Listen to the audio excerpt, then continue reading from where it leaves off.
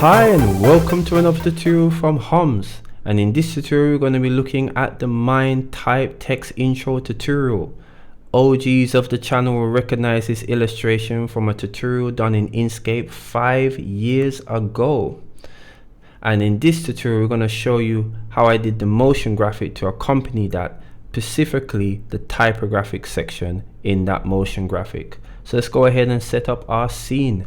We're going to go ahead and press 7 on the numpad.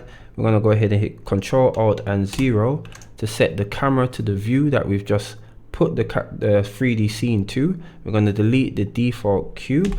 We're going to hit Shift and S and set the cursor to the world origin, and then we're just going to go ahead and hit Shift and A to bring up the add menu, and we're going to add a text object. Cool, let's press tab to go into that text object, hit Control and A to select it so that when we type it is automatically deleted, and we're going to type Minetype. Cool, let's go ahead to the data tab on our right. In the object properties, that's connotated by this A icon right here. We're going to go to font and we're going to go ahead and search for our font. The name of our font is Minecraft Free Regular.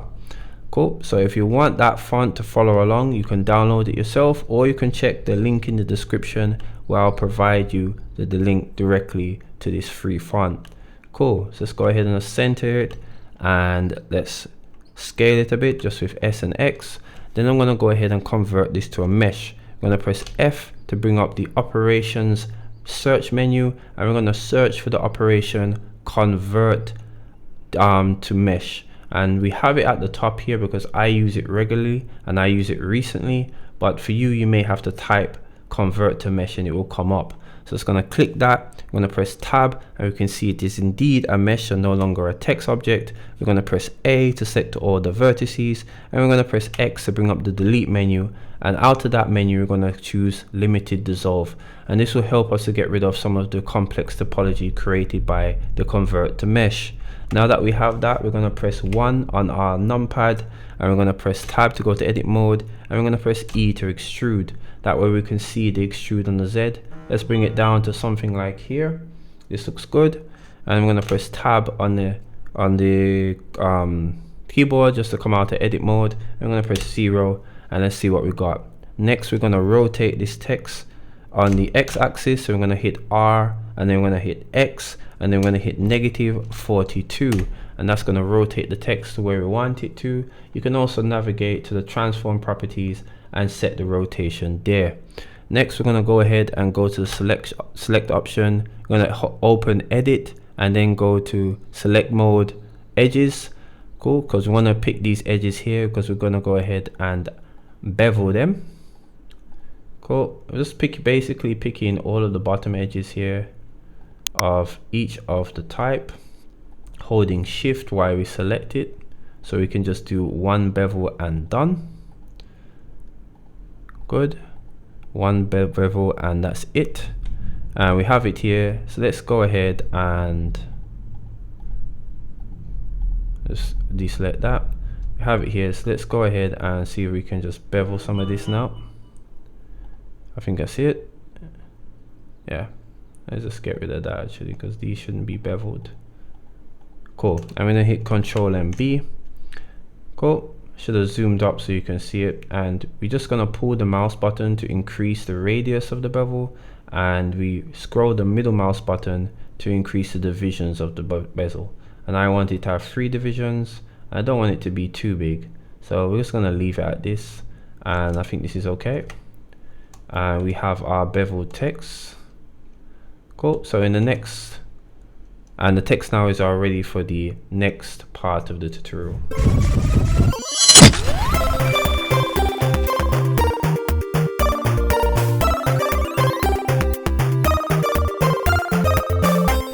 Okay, we're moving on to the animation portion of this tutorial. We're going to go ahead and separate this object into its individual characters. That way we can animate each character separately. We're going to go ahead and go to tab, press tab to go to edit mode, and press A to select all the vertices, and press P on our keyboard, and that will activate the separate tool. I'm going to separate by loose parts. So now all of these are their own characters. Cool. You can also go over to mesh and separate, and that will also give you the same options. So we have our separate text. We're going to animate the M first. Let's go ahead and move to frame 20, or is it 10? Let me just double check it. Frame 10. I'm just going to go ahead and add the keyframe. It's a Y transform, simple Y transform. I'm going to go to 1 and lift this over to, I think it's 2.3 sky here, and it's going to drop like this. We have to modify the curve. Currently it's a bezier, but we want this to be less like a bezier. We only want it to start slow but to come down fast. So let's go ahead and go to the graph to the graph options here. You can click that by selecting this the 3D viewport icon here, and you're looking for the graph editor that has the kind of two lines going up and crisscrossing each other.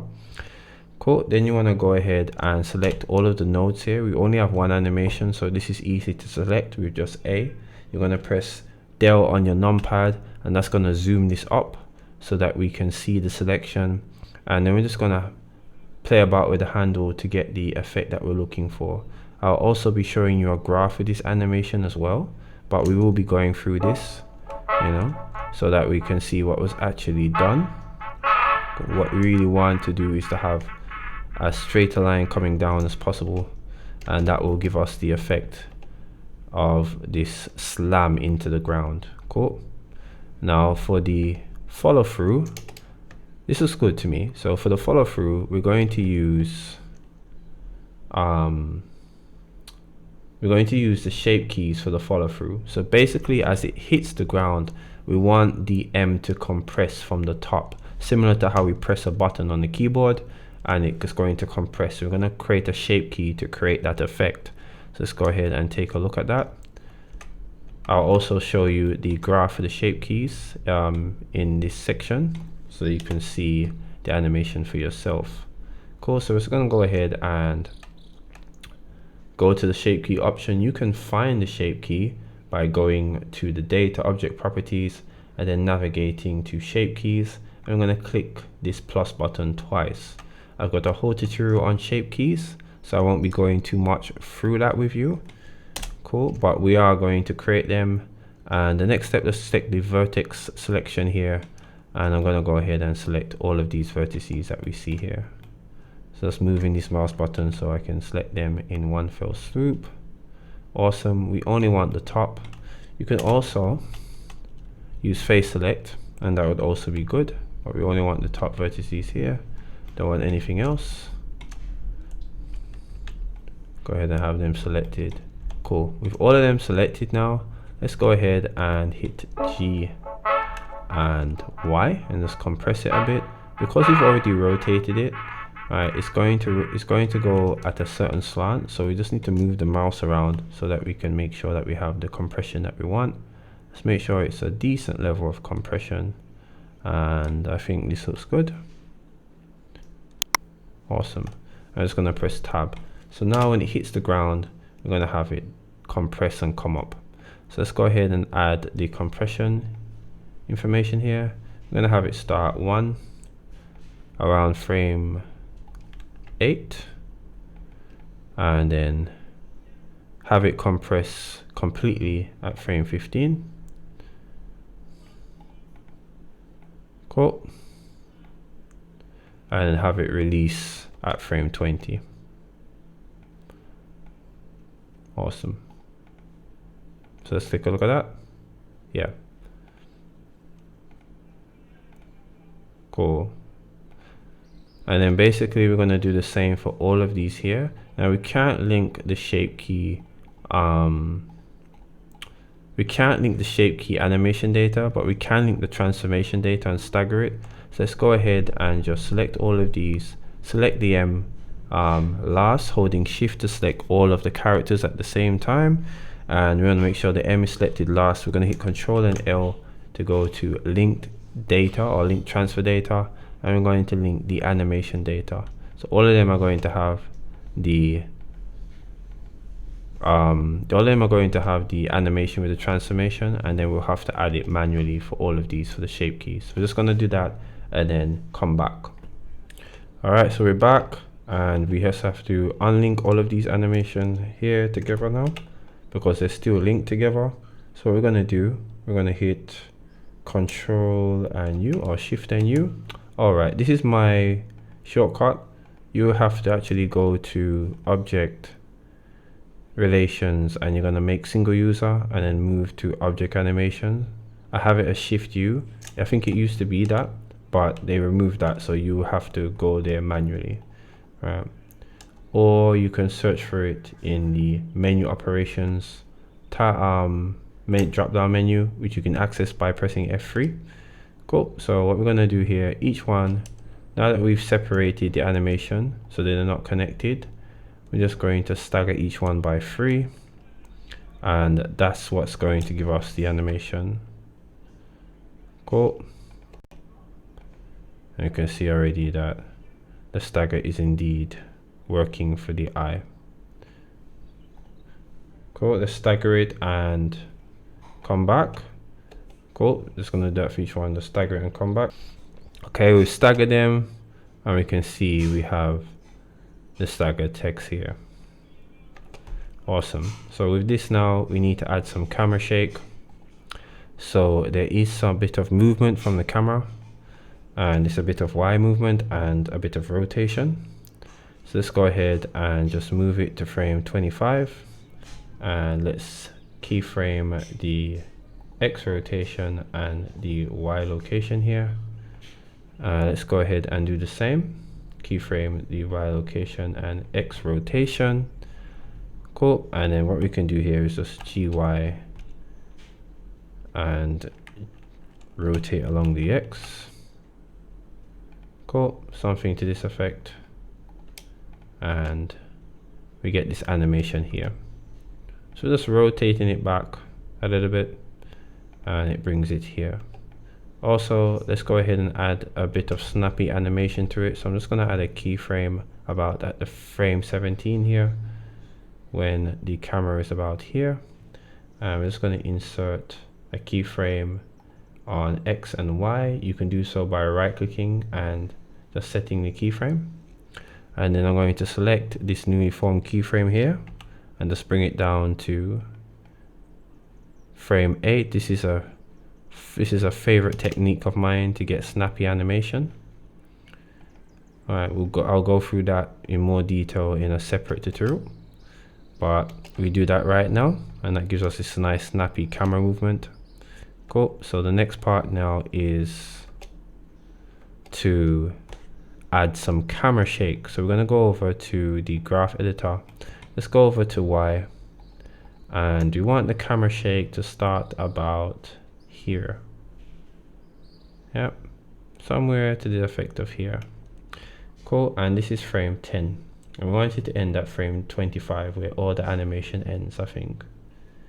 The frame animation ends at frame 35, so 10 to 35. So what we're going to do here is that we're going to go over to the camera here, go over to the left hand side. We're going to make sure that the location is selected. Then we're going to go to modifiers, and we're going to add a noise modifier. Cool. In the noise modifier, let's go ahead and make some changes. We're going to go ahead and limit the influence of this by clicking restricted frame range. We're going to go from that 10 to 35 frame range that we mentioned earlier. Cool.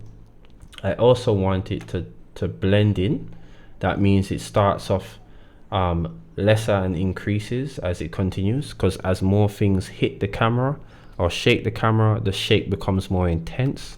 So we want this to come into about let's try 5 frames in. Cool. Let's go ahead and play about with the scale a bit. I'm going to reduce the strength. I'm doing this by eye here, but I'll set some values in a graph for you to see. Cool. And we can see here that we've gotten some shake. We could add a little bit more strength to it. Yeah, that looks good. And let's blend this in by about 10. Yeah, so with that now we have our camera shake and it's looking good. So the only thing you have now is to animate the sword and also to animate the light streaks.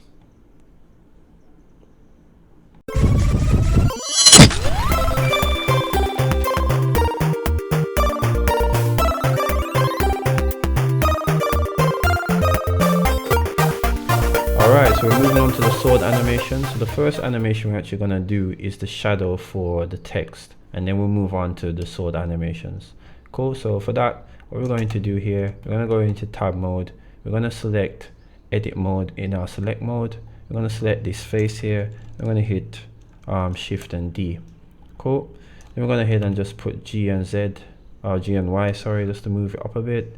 And what we're going to do is press A on the keyboard to select everything. Let's go back to vertex control for a bit, and we're going to go and press P to separate, and we're going to separate by loose paths. Cool, loose parts, sorry. Then we're going to go ahead and press G and Y and just bring this below the M. Cool. Now that it's its own object, we need to do some things here to it to complete the shadow. First, we're going to rotate this. Let's set the origin to the center of my surface. So just go to object, origin, and center of my surface. Then we're going to go ahead and say rotate on the x-axis by 42 degrees. Cool. That way when we flip this around, it'll be easier for us. Then we're going to say S, and we're going to say Y, and we're going to say -1, and that's going to flip the M on the opposite side here. Cool. Once we do that, let's go ahead and rotate this back in the correct orientation. So we're going to say RX, and we're going to say -42. Cool. And that way the M is in the correct position now. So when we have this now completed, we're going to go ahead to the constraints. That's this little pulley that we have here on the right, and we're going to add the constraint copy location. When we have copy location, we're just going to take off the X and Z axis because we only want to copy the Y. We're going to select the object that is going to copy, and we're going to click the offset so that the offset for the text is remained. It still moves it a bit. We can always use GY and just move it back up again, and our M is in the right place. Cool. Make sure that we have both the axis and invert, and now if we check it, let's go ahead and just move it up. Cool, we can see that it indeed works, but we just need to move it down a bit. Oh, it still has the keyframes on it. So really you should have done this from before, but that's fine. Let's take out the shape key keyframes on this as well, so that there's no keyframes on it at all. Delete keyframe. Boom, boom. Awesome. So now, yeah, we see the effect working just fine, and we can see the shadow. So essentially we're just going to apply this to all of the characters here, and then we'll come back. All right, so we can see here we've added all of them here, so we have the shadow. When we move on to the compositor section, we'll add the materials and you'll see the shadow a bit better. Cool. So for the next part now, we're going to add the sword. I created the sword in Inkscape. I won't be going over that. X90, but we'll just be importing it for the animation here. So we're just going to go ahead and place it. I think it's about this size that we place it here, and we can see just based on the slope of the sword, cool, that it's going to be flying in from up top. Cool.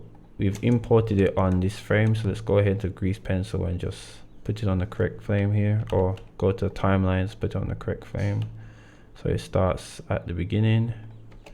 Basically when this shows up around frame 60, we want this to around frame 70, we want this to kind of fly in. So at frame 70, let's go ahead and set the X and the Y. I'm just doing this out of my head, but I will be showing a graph with the sword animation. It's a simple animation, so it's not too complicated. We're just gonna go ahead and just lift this up here and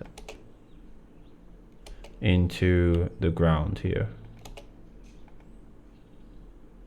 Yeah, I want it to slam into the ground with no slowdown. So let's go ahead into the graph editor and let's change the behavior of the X and Y. Again, we're just going to pull these bezier tops and just lift them up, and then that should give us the slam effect that we need. Cool. Upon the slam, we're going to get another camera shake, and this camera shake is going to be side to side, not up and down. So it's going to go over and just set a random X keyframe here, because we're going to need that in order to activate the noise. Alright, now that we have the sword animated, we want to do a camera shake. The camera shake is going to be a quick jerk and it's going to fade out. So let's go ahead and just do that right now. We've added our keyframe. We're going to add modifier and go to the noise. Cool. We want to have a limited range, so we want it to start at 59 and go to about frame by 5 frames, so about 66. Let's do 66 for now, and we're just gonna have a fade out of 5. Cool. And we just want the strength to be high at the start. Cool. So a decent high and a fade out at the end. Let's see how we go. Yeah, this looks good. Excellent. So the sword is firmly lodged in with the camera shake. Now, to emphasize the power of the sword slamming into the ground, we have a secondary animation, which is the camera shake, but we're going to add another secondary animation, which is light streaks or after image, however you want to think of it. And those light streaks are going to further emphasize the force of the sword cutting through the air. Right? We want them to be animated so they come at a similar speed, but they come slightly after the sword, kind of like a lightning and thunder interaction, where lightning hits first and thunder comes afterwards, thus emphasizing the power of that lightning strike. We're emphasizing the power of this sword striking into the ground. Cool. So we're going to use a curve to do this. We're going to hit Shift and A to access our add menu. We're going to select curve and we're going to select bezier. Then we're going to press tab on our keyboard, and by default, automatically when we press tab for this curve, both of the control points of the curve are selected. We're going to press V on our keyboard, and that's going to bring up the set handle menu, and we're going to select vector, and that's going to make this straight. Cool. We can also access that by going to our control points and going to set handle type, and you can find it there.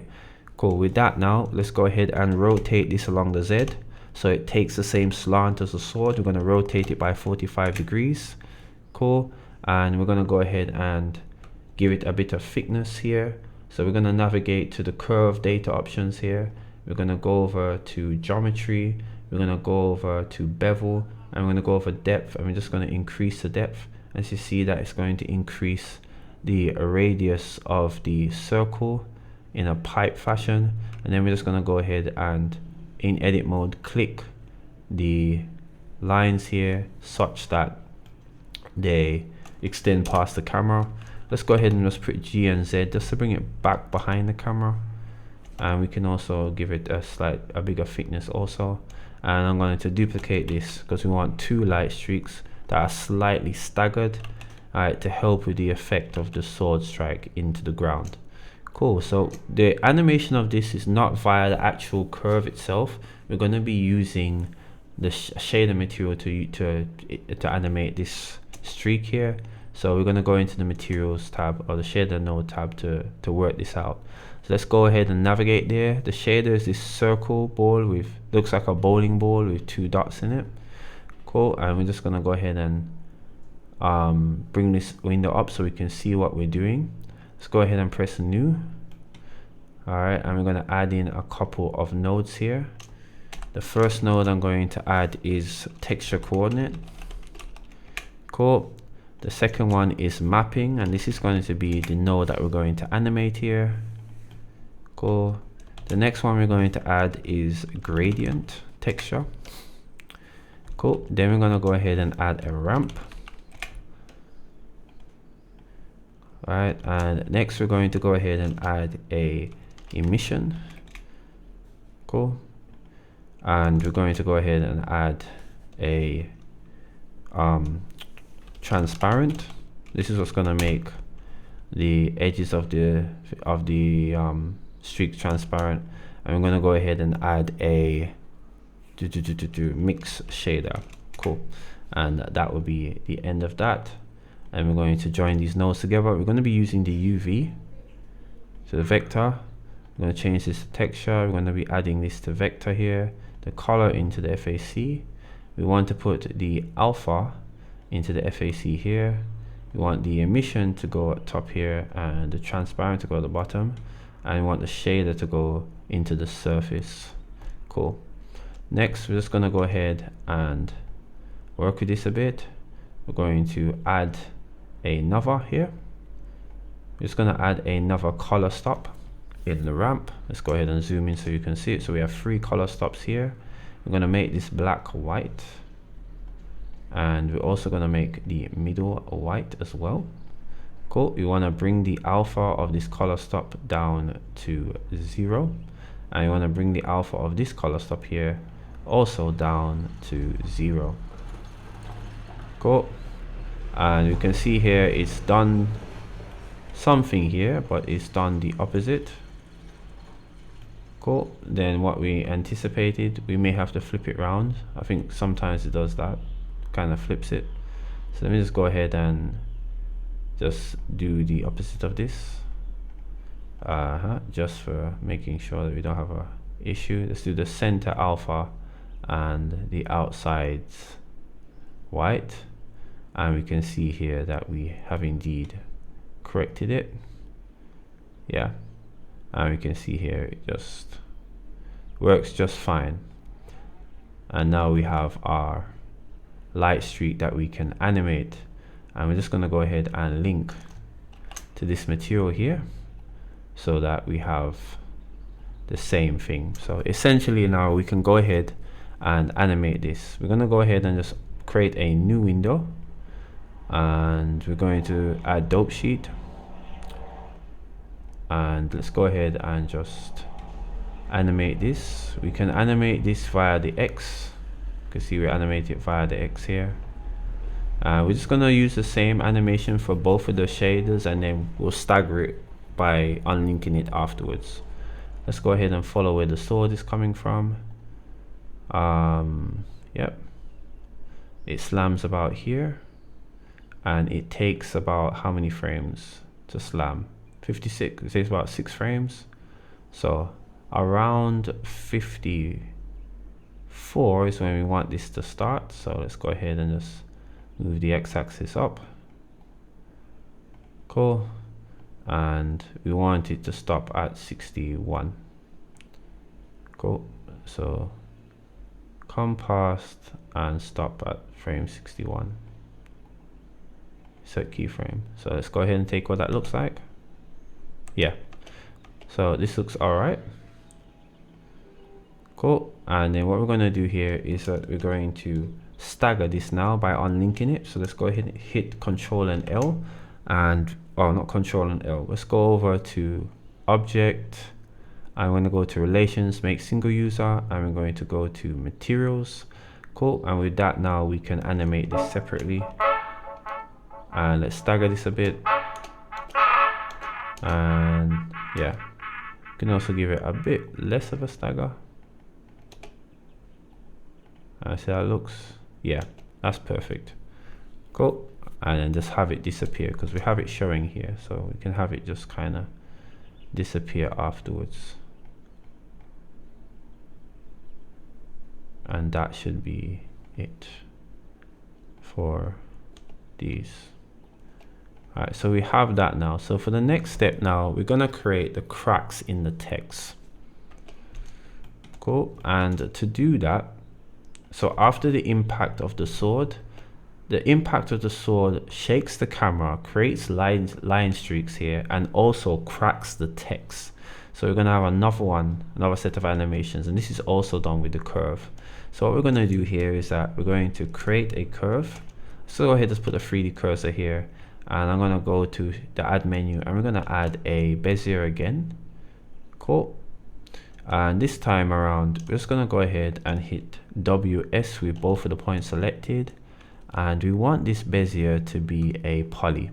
So we're going to go ahead and go to poly. Awesome. And that's going to help us achieve the crack effect, right? Why we could do this with a bezier, it would be a lot longer. So poly is actually really good for this purpose. And then we got ourselves a little crack. Awesome. Yep, but the crack needs some thickness. Cool, so we're going to go ahead and add some. Let's see how we can do this now. Let's go to the curve, and we're going to navigate to this side of the screen. We're going to go over to the bevel, same as we did before. Let's give it some depth. Cool, and if we look at it here, we can see that we do indeed have depth, but it doesn't look too much like a crack because the bottom, this side of it needs to be tapered. So we need to taper this now. So to taper with a bevel here, we're just going to go ahead and create another curve, and that curve is going to be a circle, and this is going to be our target for the taper. Then we're going to go ahead and scale it along the Y. Alright, so it's thin like this, and we're going to call this taper object so it doesn't get lost. We can always find it, and you just name them by pressing F2. Taper object. Cool. Now with this, now we can go ahead and use it as a target for our curve crack here, and we can see that we do indeed have a tapered edge, but it's flipped. So what we need to do is flip the direction of this curve, and we should get what we're looking for here. Yeah, as we switch the direction, we get the taper, and all we have to do now is increase the bevel, and it should be big enough for us to see. So the bevel is here, increase the depth, and we can see it now. We can also give this a material now so that we can just see what it looks like just ahead of time. Let's go to the shader view and let's create new, and that's going to create an emission and connect this, delete that, and I'm just going to make this black. Cool. So black is the color we're going to choose because this text is going to have a black outline. But yeah, this is essentially what we're going to be doing here. So we want that as the sword hits this, cool, we want the crack to show up. So I'm just going to go ahead and use an empty, and we're going to use some drivers here because we've got more than one crack that we're going to add. We have several cracks we're going to add to the text, so it makes sense that we have a driver that controls all of it. So we're going to go over to the empty, create a cube. Let's scroll this down a bit, and I'm just going to call this crack control with F2, crack control. Awesome. And then with that, now we're just going to go ahead and set this driver. So I'm going to go to the depth, or the depth here, not the depth, we're going to go to the mapping because that's what's going to help us to animate the crack. So we're going to go over to the geometry, go to start and end mapping, and as we can see here, as we pull the value of the mapping, the crack appears and disappears. This is exactly what we want here, to fake the illusion of a crack in the text. Cool. And then what we're going to do here with this is that we're going to add the driver to this, and we're going to add driver, Cool, and then we want it to be controlled by this empty, which is crack control. I'm going to open the driver editor. It's controlled by crack control. We want it to be controlled by the right Y location. That way when we move it up, the crack appears, and we move it down, the crack disappears, right? Nothing too difficult of a driver. So now if I say GY, shows up and disappears. So this way we can apply it to all the other cracks. So we're going to have cracks all over the text. So I'm just going to pause the video and then fill that in, and then we can move on to the last part of the sword animation. Cool, so let's go ahead and take a look at these cracks now that we've come back, and we see they show up. They look a bit strange now because they're kind of black with no outline, but when the outline comes, these will fit right in. So we're going to move on to the fragmentation. So it doesn't just crack the text, but it also creates fragmented debris, and we're going to use geometry nodes to achieve this. Let's go ahead and just set the cursor to the world origin with Shift and S. Then I'm going to go ahead and press Shift and A, and we're going to search for just a simple cube. It doesn't really matter what we use here because it's going to be replaced by geometry nodes anyway. So we're going to navigate to the left and set geometry nodes video editor. Then we're going to go ahead and press new, and we're going to be greeted with the geometry nodes setup. Let's hit control and spacebar so we can big this up and take a look at what we're actually doing. And let's get into it. First we have to use Shift A and search for a position. Right, we're going to be using a lot of vector data here, so we're going to need position and we're going to need direction, and for that we need normal, and these are just inputs, so we're going to add the position and normal here. Cool, and then we're going to go ahead and add, after that we're going to add a math node. It's going to be the vector math obviously here, and it's going to be an add. We're going to add the position to the top, normal here at the bottom, and we're going to add it and send it directly to a Voronoi texture here. So we're going to type in Voronoi texture. Cool, and we're going to enter that vector data into the vector section here, and we're going to leave this at 3D, but we're going to change this to distance to edge. Cool, and then we're just going to go ahead and set the distance to another node, and that node is going to be the volume cube. So we're going to search for the volume cube. Now this technique here to create the fractured debris is going to be computer heavy, computer render heavy, specifically because of this volume node. Yep, and you may want to consider this when doing this. Once you do the volume cube node, we're just going to go ahead and do volume to mesh. So we want to convert the volume over to a mesh.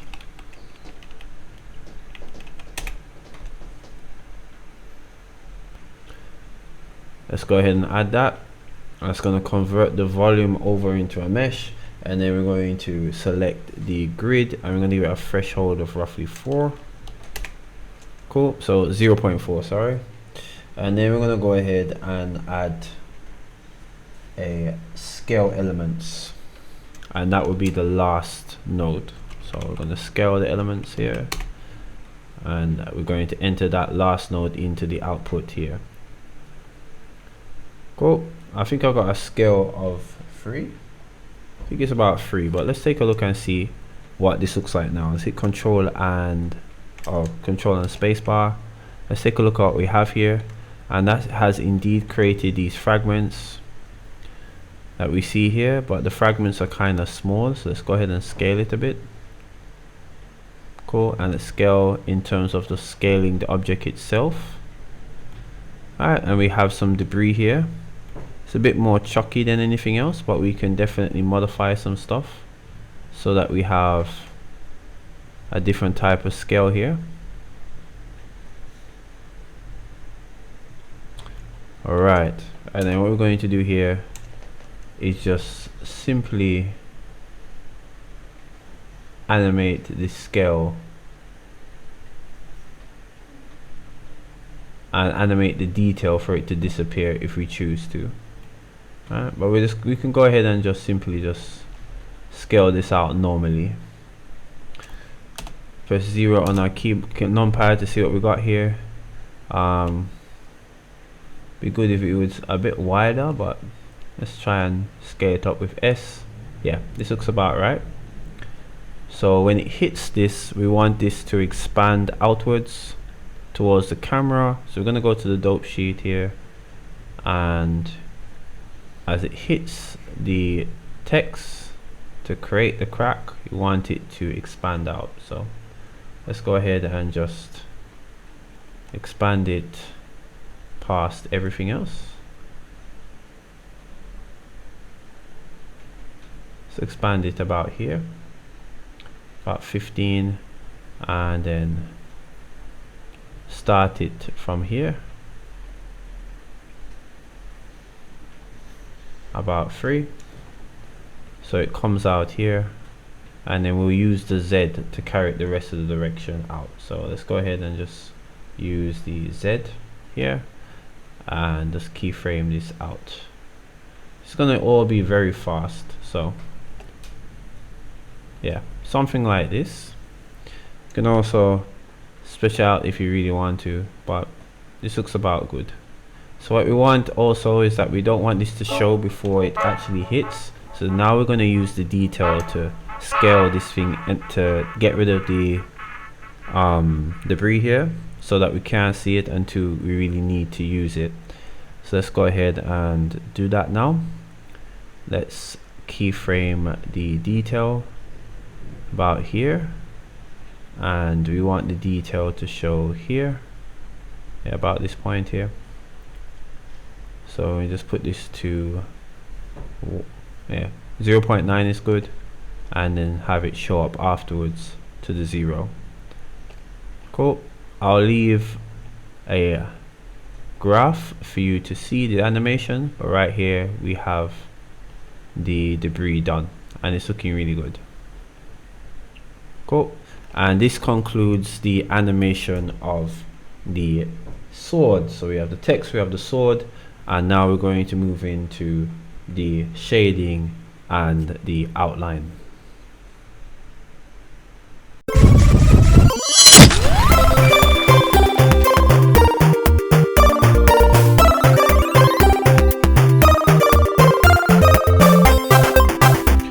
Alright, so we're going to move on to the final part of this tutorial. We got animation that we carried over from the last section that we didn't complete. We have the materials to add, and we also have the outline to add as well. So let's go ahead and do that. We're going to start with the sheen animation. Cool, that's that little light that passes over the text after the whole animation is complete. Cool, and what we're going to do here is to select everything holding shift. We're going to hit shift and D to duplicate. I'm going to hit G and Y to lift this up a bit, so it's a little bit above the text. I'm going to hit Control and join, and that will join all of the separate vertices into one vertex object, or one object, sorry, that has different vertices in it, vertices in it, similar to or opposite to the separate command. Cool. So with that, we have Control and J, and now that we've done that, we're going to go ahead and manipulate some of these settings for the mask, because this is going to be the mask for the sheen. First, we're going to go over to the data, and we're going to delete the shape keys. We're going to go over to transform and delete the keyframes here as well. They carry the keyframes over when they join. And we're going to go over to the object panel here, and we're going to go to viewport display, and we're going to change it from display as textured to wire. That way we can see this as a wireframe, and we can see the text underneath it. This is important. We're going to need this to be able to tell our sheen apart. This is only available in viewport shading. You can't do this in rendered shading. It's not supposed to show, even though it looks like it's working in rendered shading. Strange. No, it's not working here, sorry. Right, so this only works in viewport shading and below. Yeah, cool. Can't do it in rendered, so that's something to keep in mind, but it's good because we're not using rendered right now. With that, now we're going to go ahead and name this. We're going to call this sheen mask, and I'm going to go ahead and move this to a new collection, and that collection is going to be called Minetype. Right? This is important because we're going to put more things in that collection in the future, but for now let's just move it to Minetype. We want to navigate over to Minetype, and we want to take off this, click off this button here, which is render, because we will not be rendering this in the final output. Cool, let's go ahead and create our sheen now, and we're going to hit Shift and A, and we're going to create a mesh plane. Cool, let's go ahead and bring it up and bring it out on the Z a bit so that we can see it. Let's press SY, S to scale, and we're scaling on the Y axis, so make it slightly longer. Then we're going to press tab to go into edit mode, and I'm going to go ahead and make sure that vertex select is on. And with vertex select, we're just going to go ahead and select the vertices on the right hand side and just pull them in with GX. Cool. And then we're going to press A to select all of these vertices here, and we're going to duplicate it and press G and X, just duplicate and G and X. Cool. Once we do that, let's go ahead and just make this set slightly thicker. Cool. And that looks about like a sheen here. Then we're just gonna go into edit mode and select the top vertices. I'm gonna hit G and X just to shear this, and we have what looks like a sheen here, and this looks pretty good to go. Cool. Next, we're just gonna go ahead and rotate this on the x-axis. So I'm gonna hit RX, and I'm gonna say -42.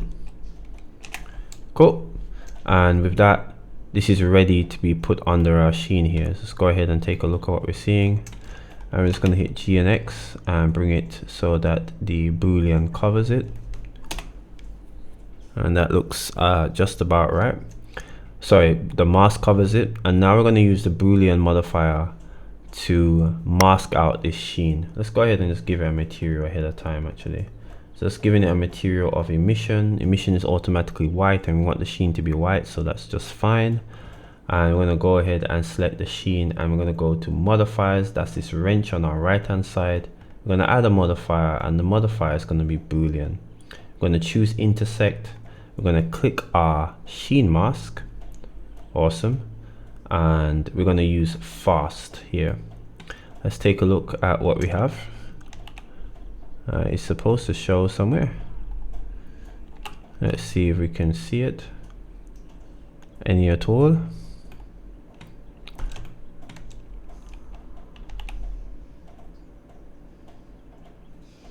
It says it's here. Okay, I am not seeing it. Maybe I have to lift up the mask a bit higher so that we can see. This is GY. Lift it a bit higher so I can see the sheen. Hit G, Shift and Z.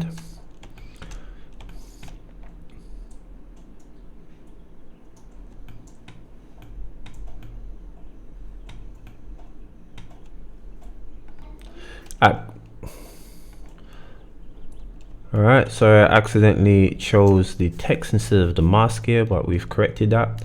And we can see here the mask is working just fine. The sheen is going right across, and this is perfect. Cool. So what we're going to do is set the animation for this sheen here, so that right after the sword lands, right, we have a section on frame 70 where the sheen just goes across. I won't be doing a graph for this because this is a very simple animation, nothing too complicated. It can last for a short amount of time, and it just needs to go right across the text like so, and that's it basically. Yeah, it's a bit quick. Let's go ahead and just give it a bit more space. Yeah, and there we have our sheen. So that's the animation part of this done. Let's go ahead and add some materials. Okay then, so we have our materials here, and we just need to add the bevel. So I'm just going to go ahead and select all of these for the bevel, but first let's make our mask non-selectable. I'm going to go over to the filter at the top here and select this arrow, and this is the selection arrow. So when we go down to the sheen mask now, we can just click this, and this means that we are no longer able to select this, which means we'll just be selecting on what's below. So we can go ahead and select the fill select here with the face select, sorry, and we can edit this text as we see fit here. Cool. Let's go ahead and add this darker material here, and now we can add the bevel. So it's showing us the key one, so I'm just gonna click off of that in the shape keys, that way we can just have it straight.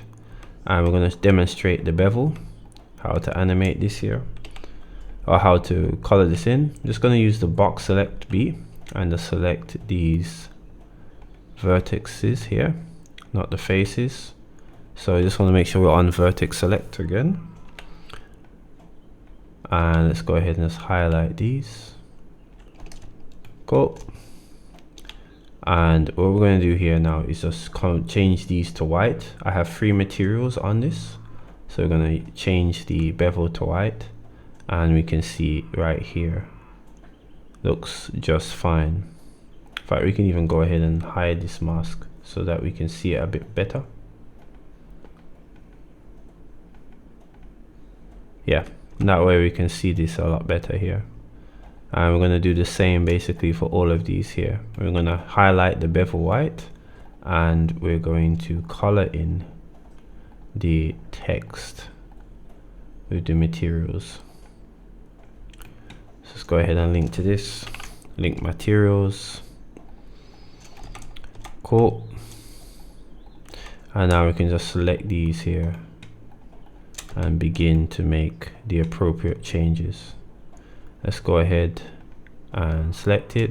You can see I've already selected all of the appropriate faces here to apply this to. You will have to select them yourself, but I've already selected each one. So you can see these are the ones that you need to select. So we're going to select this dark color and assign, and these look good. Next we're going to just assign the bevels, and that should be it. So we can assign the bevels, or we can assign materials to more than one object once we hold shift, which is a useful thing to have, right? Just make sure that we're in vertex mode, highlight all of the areas that need to be colored, and then we can just go ahead and select the white, and we've got a couple on top here that we have to do as well, and that should be us completed. Cool. Now because of this the tutorial, I did miss out some bevels that I should have added. Bevels like the T up here and also the P here. Yeah, so you can always take your time when you're doing it, but because I'm in a tutorial and this is already a long one, I don't really want to, I can afford to make a couple mistakes because I am pushing to sort of be within time as much as possible.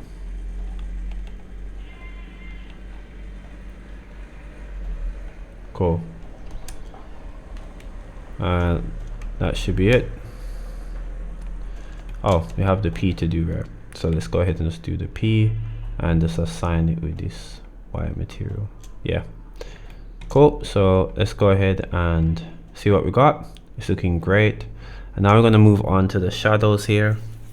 Let's go ahead and add this material. This is just a simple shade material. We can go through this quickly. Let's go ahead and delete this, and let's go ahead and add an input. We're going to add texture coordinates. Cool. And we're just going to go ahead and add a gradient texture. Let's add some mapping. Cool. And let's add a ramp.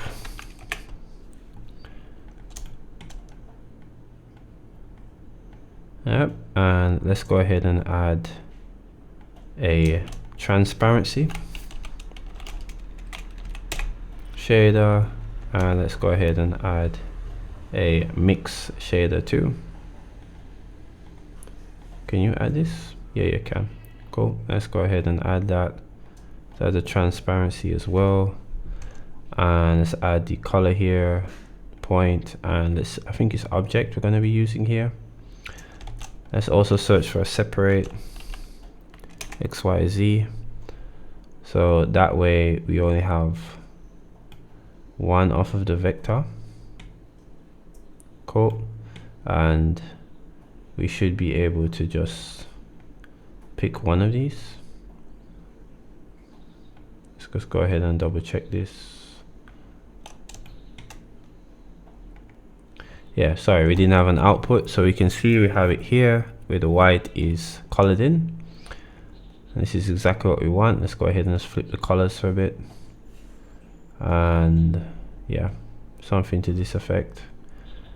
Oh no, we shouldn't flip the colors, sorry. This is actually really good.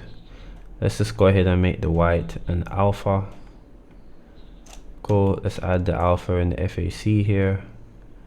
And it's only showing the white.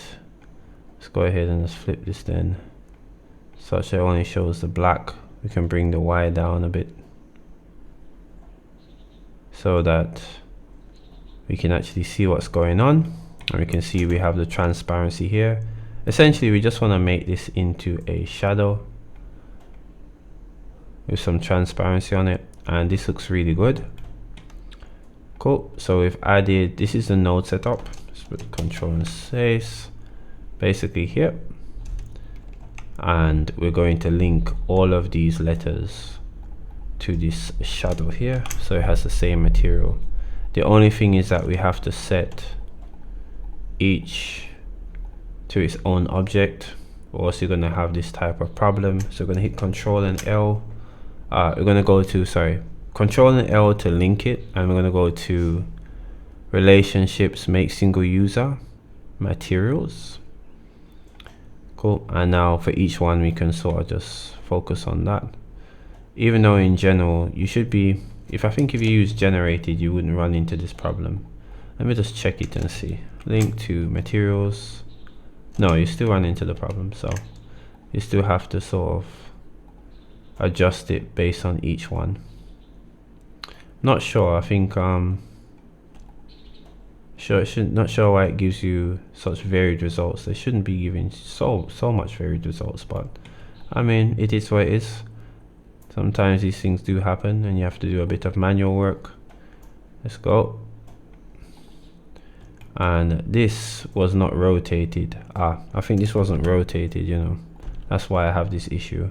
So I think if we flip it, we should be just fine. The only thing we have to sort of scale this back a bit. Yeah. And essentially here we have all the shadows here, lined and weighted here, looking really good. Okay, so with all the shadows set here, the next step for us is to go in the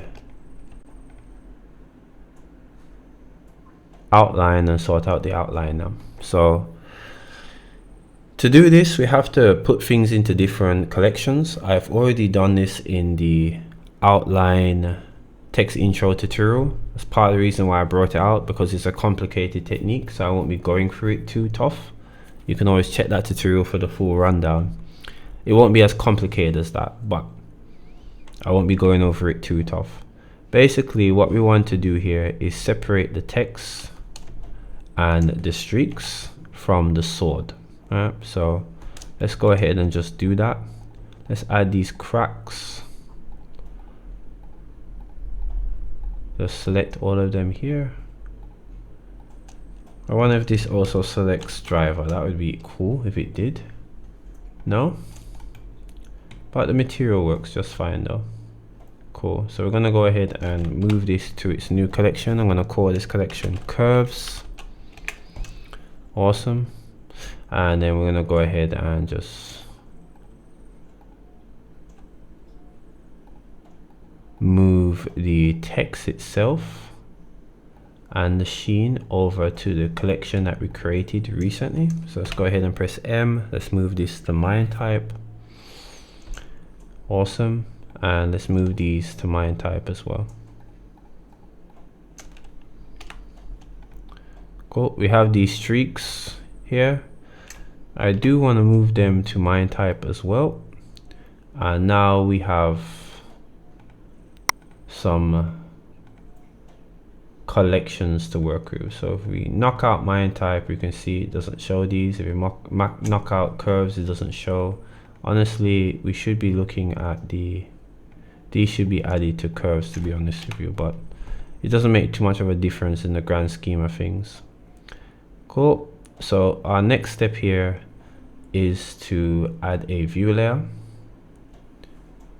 So let's just click this at the top right. We're going to say new, and with the view layer, let's go ahead and just disable some of these collections. On the second view layer, I don't want Minetype to show, I don't want curves to show, only the sword and the background. Won't be teaching you how to do the background in this tutorial, it's already long as it is. And then what we're going to be doing here is just disabling the sword. Cool, and that's it. And collection 1 has the sword. You can always rename it and just call it sword, just so that we have it for reference. I'm going to call this second one the background. Cool, let's go ahead and just give it a simple background here. Just going to give it a plain, and I'm going to GZ it and just give it a simple emission. Cool, and the score is like a green or so, make it dark.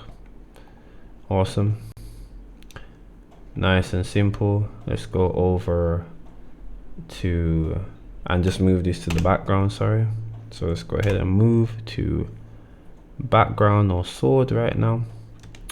Cool, and now we can head over to the compositor to the top right. Let's go to the compositor, let's use nodes, and let's go ahead and just change some of these things up. And let's sort out our dilate and erode node setup. I'm going to duplicate the render layer, going to hit Shift and A, dilate and erode. I'm going to go Shift and A, search for alpha over. I'm going to do this twice. Cool. Let's go ahead and add our dilate and erode. We're going to plug in the background into, or we're going to plug in, sorry, the alpha of the text into the mask. We're going to plug in our background into the first alpha over. We're going to put the mask in the FAC, and the background is going to go into the first of the alpha over. This white is going to represent the stroke color. I want it to be black. Cool. Then we're going to have another alpha over here, and we want the result to go at the top, and we want the render for the main layer to go on top of this. And this is the setup. And if we press F12 and change the options to GPU, good, we should see something like a black outline. Okay, forgot to add the threshold here. Let's add the threshold. Let's give it a bit of distance and give it a bit of edge. Cool. And let's go ahead and press F12. Still. Okay, just forgot to add the transparency. You have to add that, so you have to make sure you go to your render options here, or your render properties, go to film and enable transparent, and then when you press F12 now, you get your outline. The only thing is that we have to move the shadows out of the outline, and I also have to change something with grease pencil that's specific to my graphics card here. But outside of that, we are complete. It's a long tutorial, but it's just one of those tutorials that has no option but to be long, because it's a whole piece of work here. It shows you how much goes into it, but also shows you the power of Blender when utilizing all of these elements together. And it gives you an idea of what you would have to do if you are going to do motion graphics in Blender like this as well. I like to say this is a major project. While you don't see the first part of it, which goes through the first backgrounds of this, you do get to see like the toughest part of it, which is the type. And I think this is a good halo for the typographic playlist here, because it shows you like what happens when you combine all of it to make a proper type intro. So I think this is very, very important to be seen and to understand what kind of goes into all of this when you are creating this type of work. Cool. We can see it here. We can also add some outline to the Minetype as well for solidifier modifier, so that we have text on that as well. I didn't go as far in my preview because of time, but we also get to see how this works and to see how it all comes together. So if you enjoyed this tutorial, give it a thumbs up. If you have any questions, be sure to ask. I did have to go over some things fast, but it's just one of those tutorials, it's going to be that way. But I'll try my best to answer if you have other questions. So until I see you again with another tutorial, get up and design a new dawn. Later.